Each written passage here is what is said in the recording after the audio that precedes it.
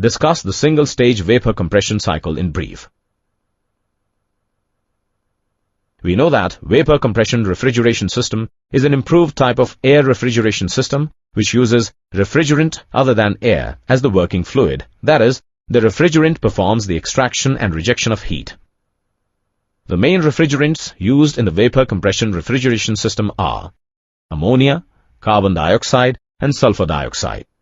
Now let us discuss the single-stage vapor compression cycle in detail. A typical single-stage vapor compression cycle can be shown as, it mainly consists of 5 parts. Compressor, whose function is to compress the incoming refrigerant. Condenser, whose function is to cool down the compressed refrigerant.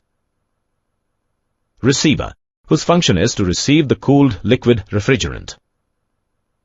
Expansion valve, whose function is to expand the refrigerant to further decrease its temperature.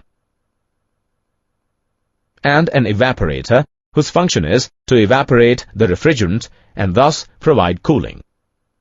Now let's understand its working in detail.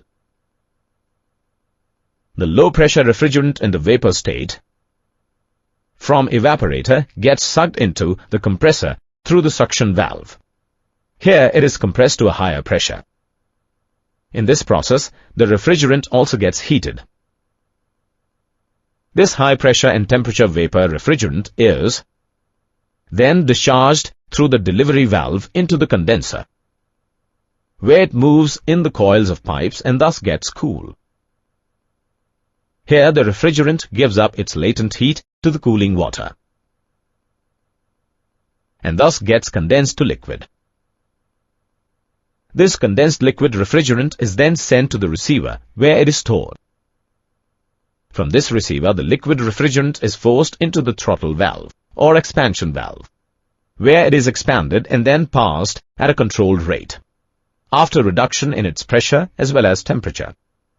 This reduction in pressure causes the refrigerant liquid to change into vapor of low dryness fraction. Finally, this low pressure and temperature liquid vapor refrigerant passes through the evaporator coil, where it gets evaporated to vapor refrigerant by absorbing its latent heat from the brine solution and thus provides cooling. This concludes the working of a vapor compression refrigeration cycle. It is to be remembered that any compression refrigeration system has 2 pressure sides, high pressure side and low pressure side. The compressor discharge line, condenser, receiver, and expansion valve constitute to form high pressure side, whereas the expansion valve delivery pipe, evaporator, and suction line forms the low pressure side. Thus we can summarize as